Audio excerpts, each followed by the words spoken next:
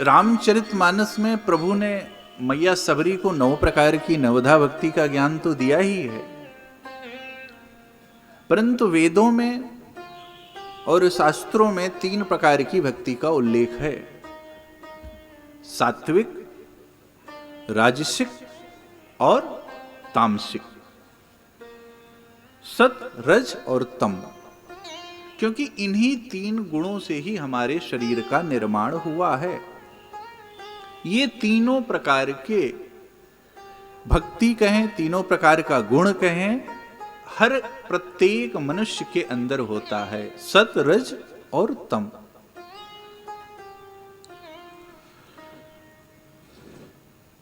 पहली बात तो भक्ति है क्या?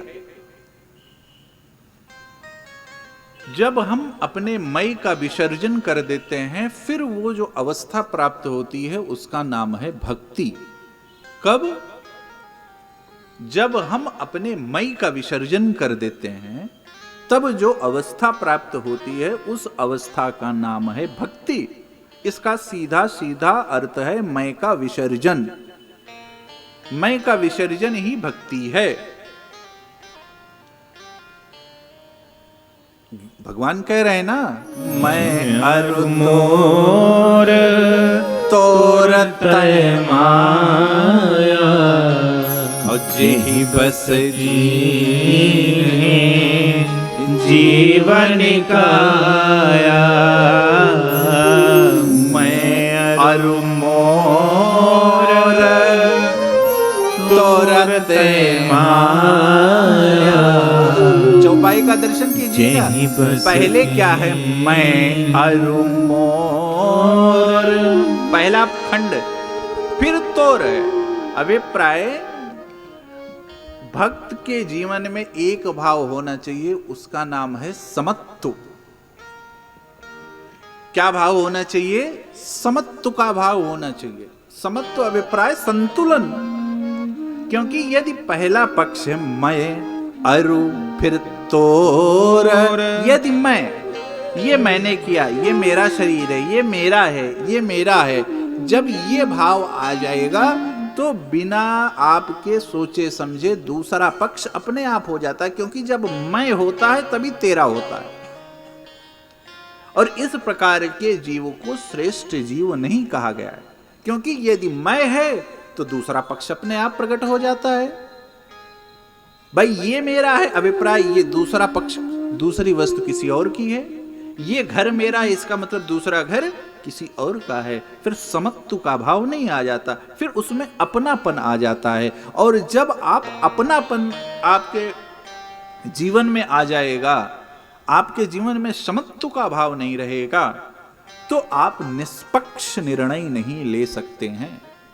आपकी प्रत्येक क्रिया में अपनेपन का, पक्षपात का दर्शन होगा। कब होगा? जब आपकी क्रिया में मैं आ जाएगा। और फिर उस स्थिति में क्या हो जाएगा? उस स्थिति में आप अपने निर्णय के अधिकारी नहीं रहेंगे। आप अपना निर्णय स्वयं नहीं ले सकते हैं। फिर उस समय आपकी दूसरी क्रिया शुरू हो जाएगी, जिसका नाम है बुद्धि। और जहां पर बुद्धि है वहां पर भक्ति का कोई काम नहीं है, क्योंकि भक्ति हृदय का विषय है। जब आप हृदय से जीवन जीते हैं, उस अवस्था में आपको के जीवन में एक भाव होना चाहिए, उसका नाम है समत्व। आपके जीवन में समत्व होना चाहिए। जिसके जीवन में समत्व है उसके बुद्धि में कोई विषमता नहीं है, उसकी बुद्धि में सब सम है, उसकी बुद्धि में सर्वत्र सब लोग सब समान है।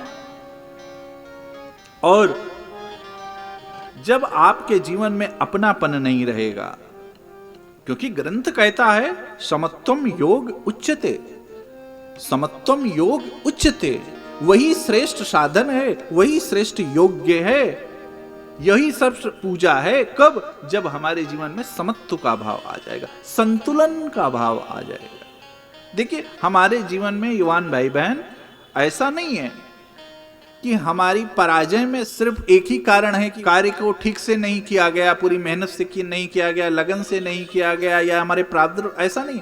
जब हमारे जीवन में संतुलन नहीं होता है, तब हमारे निर्णयों में क्या होती है? हड़बड़ाहट होती है। जब जीवन में संतुलन नहीं होगा, जीवन में समत्व का भाव नहीं होगा, तब कोई भी निर्णय क्या होगा? पक्षपाती होगा। कोई भी निर्णय आप निष्पक्ष भाव से नहीं ले सकते, और जब तक आपके जीवन में निष्पक्ष भाव से निर्णय नहीं लिया जाएगा, तब तक आपका निर्णय समाज में क्या नहीं होगा? समाज में स्वीकार नहीं होगा, उसकी स्वीकारता समाज नहीं देगा। कब नहीं देगा? जब तक आपके जीवन में आपका जो निर्णय है, उस निर्णय में अपनेपन का दर्शन होगा। जब तक हम पक्षपाती होकर यदि निर्णय जीवन जिएंगे, तो समाज उसको मान्यता नहीं देने वाला है। और इस प्रकार के समाज, इस प्रकार के लोग के साथ रहना भी निषेध कहता है समाज। इसीलिए तो कहा गया है भैया कि स्वस्थ मूल्यों पर जो आधारित समाज है, क्या? स्वस्थ मूल्यों पर जो आधारित परिवार है, जो समाज है, जो घर है, जो जीवन है, किसका? स्वस्थ मूल्यों पर आधारित जिसका जीवन है, उसके जीवन में आप अपना योगदान दे करके इस मानव तन को सफल बनाइए। किसको पे योगदान दे करके? स्वस्थ समाज पर, जो स्वस्थ मूल्यों पर आधारित है समाज। यदि आप हर जगह मदद कर रहे हैं तो उसकी कोई अभिप्राय नहीं है। आप अपना ये मूल्यवान कहें तो परिश्रम, धन, जो भी आप कह रहे हैं, आप अपने आत्म प्रसन्नता के लिए कुछ भी कर लीजिए, ये आपके हाथ में है। परंतु समाज आपको उसकी स्वीकार्यता नहीं देगा। समाज आपका सम्मान कब करेगा?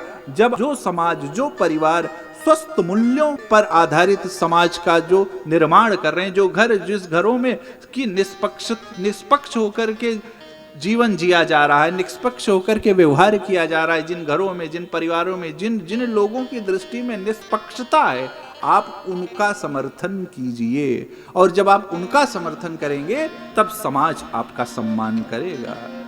क्यों? क्योंकि भैया मेरे प्रभु अधर्म के विस्तार के लिए नहीं जन्म लिए। मेरे प्रभु का जन्म हुआ है धर्म की रक्षा करने के लिए।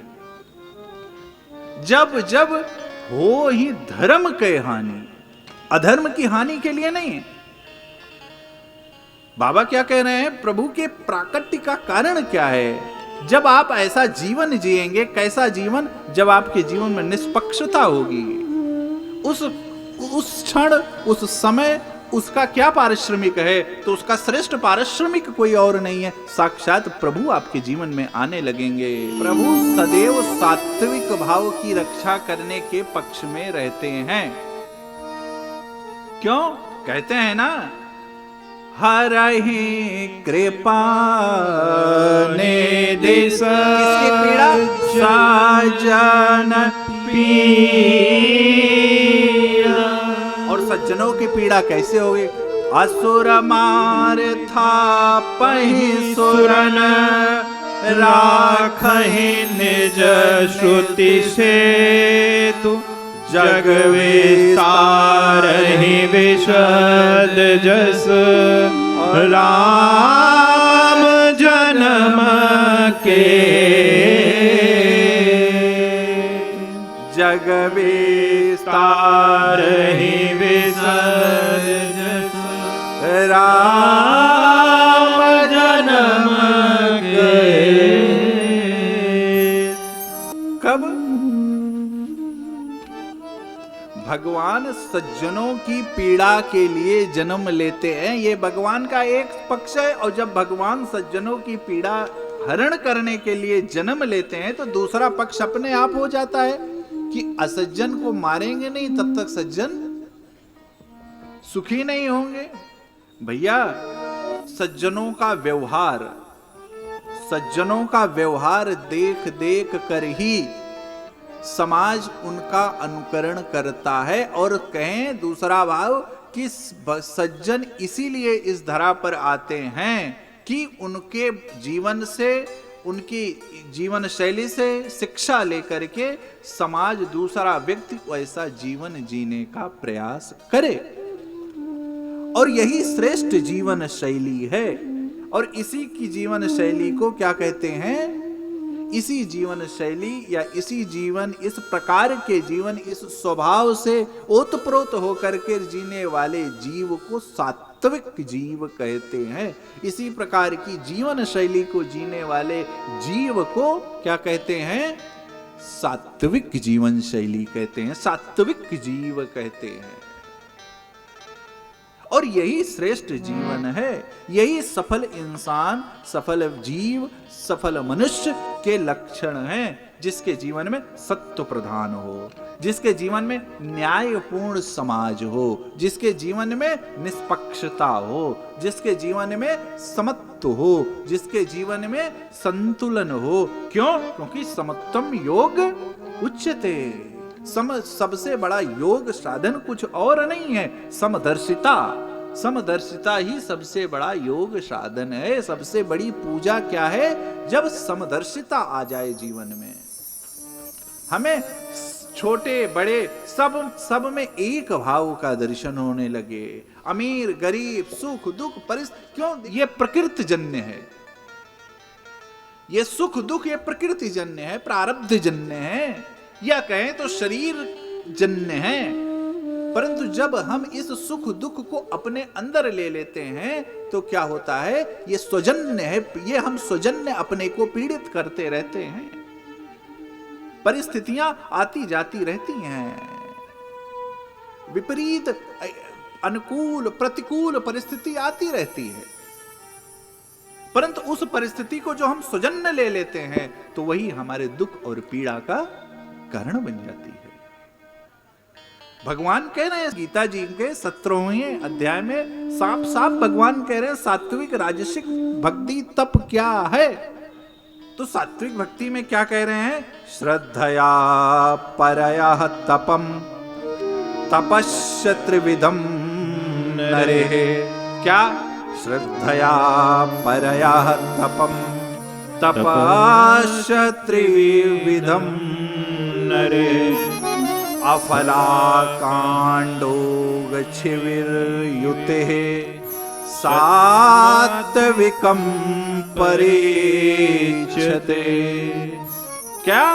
श्रद्धया परया तपम तपस्य त्रिविधम नरे। कौन है? देखिए, जो जीव, भगवान कह रहे हैं, जो जीव तप, वाणी, शरीर, मन, क्रम से जो भी करता है उसका उद्देश्य सिर्फ क्या रहता है? किस प्रकार दूसरे जीव समाज का उत्थान हो। उसकी तपस्या, उसकी भक्ति, उसका योग, उसका जप, कहें तो उसका प्रतिफल उसको या उसको उसके पारिश्रमिक को पाने की उसकी इच्छा नहीं रहती। वो जो भी करता है उसके प्रतिफल की इच्छा नहीं रखता। कहें तो जो तप किया, जो जप किया, उसके बदले उसको कुछ नहीं चाहिए। और सात्विक जीव कौन है? जो अफला, जिसको फल की इच्छा ना हो, जो फल जो हो रहा है, जो तप कर रहा है, प्रभु को तुदयम वस्तु गोविंदाय समर्पित के भाव से कर रहा है, उसको फलेच्छा नहीं है। जो हो रहा है, जो प्रभु दे दें, जाहि विधि राखे राम, उस प्रकार के जीव को क्या कहते हैं? सात्विक जीव कहते हैं। क्यों? क्योंकि बात फिर वहीं आ जाएगी, क्योंकि सात्विक जीव के जीवन में समत्व भाव रहता है। देखिए भाई, हम मनुष्य तन हैं, हम बहुत अधिक तप नहीं कर सकते और बहुत अधिक भोग भी नहीं करना चाहिए। हमें मध्य में जीवन जीने का प्रयास करना चाहिए। क्यों करना चाहिए? क्योंकि मेरे प्रभु प्रकट कब हुए हैं? कब प्रकट हुए हैं? मध्य में प्रकट हुए हैं। मध्य दिवस अति शीतल घामा, काल लोक विश्रामा, पावन काल लोक विश्रामा।